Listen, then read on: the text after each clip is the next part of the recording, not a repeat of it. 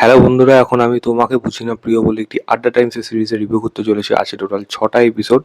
Lead রোলে আছে হলো অর্জুন চক্রবর্তী এবং সঙ্গে দেবচন্দ্রিমা। ডিরেক্টর হলো অরিজিৎ রঞ্জন চক্রবর্তী। তো কেমন হলো এই সিরিজটা? 6টা এপিসোড, 21 থেকে 26 মিনিট এর ডিউরেশন। ছোট্ট করে যদি গল্পটা বলি এখানে, অর্জুন যে একজন একটা ফিনান্সিয়াল কোম্পানি, বেসিক্যালি তারা ডেপ্ট কোম্পানি, এবং টাকা আদায় করার জন্য বাড়িতে লোক পাঠায় এজেন্ট হিসাবে, বাট যায় গুন্ডা হিসাবে। কাইন্ড অফ সেরকমই একটা সে রোল প্লে করছে। সঙ্গে দেবচন্দ্রিমার বাবা কিছু ধার করেছিল, তাকে যখন লোনটা নিতে যাচ্ছে এই মেয়েটির সাথে পরিচয় হচ্ছে, তারপর তাদের মধ্যে একটা কোনো না কোনো জায়গা থেকে সম্পর্ক উঠে আসছে, যেটা কিভাবে মানে সম্পর্কটা জায়গা পায় ও আলটিমেটলি এদের প্রেমটা কি থেকে যায়, এই নিয়েই গল্প রয়েছে। এর থেকে বেশি জানতে হলে আপনাকে আড্ডা টাইমসে গিয়ে এই 6 এপিসোডের সিরিজটা দেখতে হবে। দেখুন, জানা টেমপ্লেট, পরিচিত গল্প, কিন্তু প্রেজেন্টেশন কিরকম করছে তার উপর কিন্তু অনেক কিছু নির্ভর করছে। এই সিরিজটা যেরকম শুরু হয়, তখন ভাবছিলাম না না যা যা যেই জিনিসটা দিয়ে শুরু হলো ইন্ট্রোডাকশন অর্জুনের, খুবই ব্যাড রেটেড, বাজে পাবে, খুব বাজে পাবে। কিন্তু যেই জায়গায় গিয়ে সিরিজটা শেষ করলো, ওই জায়গাটা কিন্তু ফিল করিয়ে দেবে, মানে মনের দাগ মানে থেকে যাবে। হয়তো আপনার খারাপ লাগবে জিনিসটা দেখে।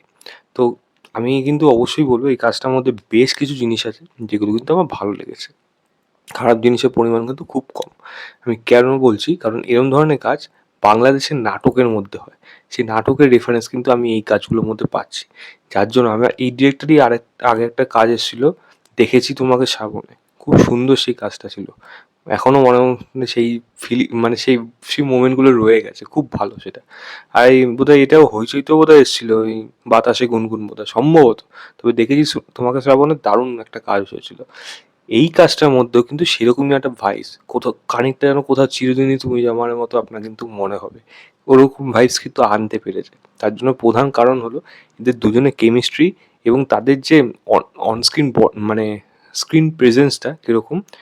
গান, স্যাবির মিউজিক, দারুণ গান রয়েছে, এবং একটা গান তো ফাটাফাটি, মনে দাগ কেটে যাবে। সেই পুরোনো দিনের সেই বাংলা সিনেমার গানগুলোকে যেন ফিরে পাচ্ছি, মানে 2012, 13, 14, 15 ওই সময় সেই ভাইবসগুলো কিন্তু খুঁজে পাচ্ছি।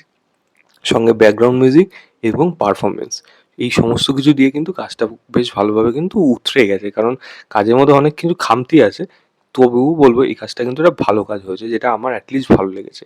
প্রধান কারণ হলো দেখুন, অর্জুনের পারফরমেন্স ডেফিনেটলি ভালো। আর দেবচন্দ্রিমা, আমি জানি না, দেবচন্দ্রিমার তাকানোর মধ্যে না কোথাও একটা মায়া থেকে যায়, মানে মনে দাগ কেটে যায়। মানে দেবচন্দ্রিমাকে এত ভালো লাগে এরকম ধরনের রোলে।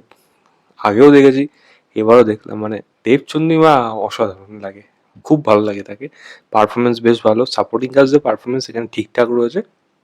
এখানে একটা বন্ডিং, ফ্রেন্ডশিপ বন্ডিং এখানে দেখানো হচ্ছে, যেখানে মাঝখানে রাগ হচ্ছে, মারামারি হচ্ছে, যেটার প্রেজেন্টেশন হয়তো সেরকমভাবে তারা দিতে পারেনি, বাট ঠিকঠাক একটা ছিল।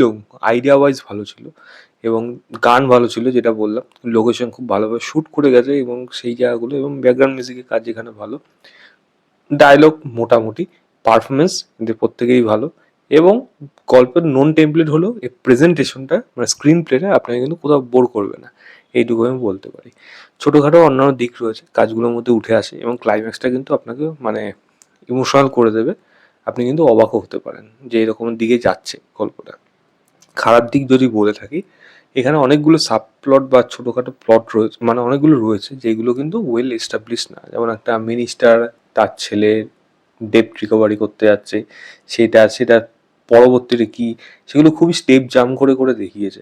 এটা আমি একটা এক্সাম্পল দিলাম, এরকম অনেকগুলো এক্সাম্পল আছে যেগুলো সেইভাবে কিন্তু মানে দেখায়নি। মানে সিরিজটা যদি আরো একটু বড় হতো, আরো একটা দুটো এপিসোড যদি বড় হতো, কোনো অসুবিধা হতো না। সেগুলোকে যদি ভালো বিল্ড আপ করে দেখাতে পারতো, আরো বেশি অনেক বেটার হতো। এবং যে লাস্টে যে স্টেজিংটা আছে, মানে লাস্ট ক্লাইম্যাক্সের আগে যা ঘটনাটা ঘটে, সেটা স্টেজিং ওয়াইজ সেটা কিন্তু খুব বেশি ইমপ্রেসিভ না। একটু যেমন সেটা গা ছাড়া ব্যাপার রয়েছে, তো সেটা দেখতেও খুব একটা বেশি কিন্তু ভালো লাগেনি, যেটা আমার এখান থেকে মনে হয়েছে। প্লাস মানে অর্জুন চক্রবর্তীর বাড়ির যারা আর্টিস্ট আছে, সাপোর্টিং কাজ যাদের, তাদের পারফরমেন্স কিন্তু ততটা কনভিন্সিং না যতটা বাকিদের অন্যান্য জায়গায় রয়েছে, সেইগুলো দেখে মনে হচ্ছে। তো সেইগুলো আরও বেটার করলে অনেক বেশি ভালো হতো। যেমন অর্জুনের দাদা বৌদি যারা রয়েছে, তাদের পারফরমেন্স কিন্তু খুব একটা বেশি ভালো না। ছোটোখাটো অনেকগুলো প্রবলেম রয়েছে কাজটার মধ্যে, তবুও বলবো কোথাও যেন শেষটা গিয়ে যেন আপনার চিরদিনই মতো কিন্তু একটু ভাইবস আপনার মনে হবে। তো পারলে একবার দেখতে পারেন। আমি কিন্তু এই সিরিজটা আপনার সময়টা একেবারে নষ্ট করবে না। আশা করি ভালো লাগবে। আমারও কিন্তু সিরিজটা দেখে বেশ ভালোই লেগেছে। আমি কাজটাকে 3.25 দেওয়া আউট অফ 5 বলবো। অবশ্যই যান আড্ডা টাইমসে গিয়ে দেখুন। দেখে জানাবেন আপনাদের কেমন লেগেছে। তো এই ছিল আমার ওভারঅল রিভিউ। দেখেছি তোমাকে শ্রাবণে আমার বারবার ওই জিনিসটাই মনে পড়ছে, মানে কোথা ওটারও ছোঁয়া এই কাজটা মনে রয়েছে যেহেতু ডিরেক্টর এক। তো যাই হোক, আমি বলবো যদি ওটাও না দেখে থাকেন, ওটাও আড্ডা টাইমসে অ্যাভেলেবেল আছে, ওটাও পারলে গিয়ে দেখুন এবং এই কাজটা দেখুন, যে তোমাকে বুঝি না প্রিয় বলে কাজটা। ভিডিওটা ভালো লাগলে লাইক শেয়ার, চ্যানেলটাকে অবশ্যই সাবস্ক্রাইব করে দেবেন। বাই।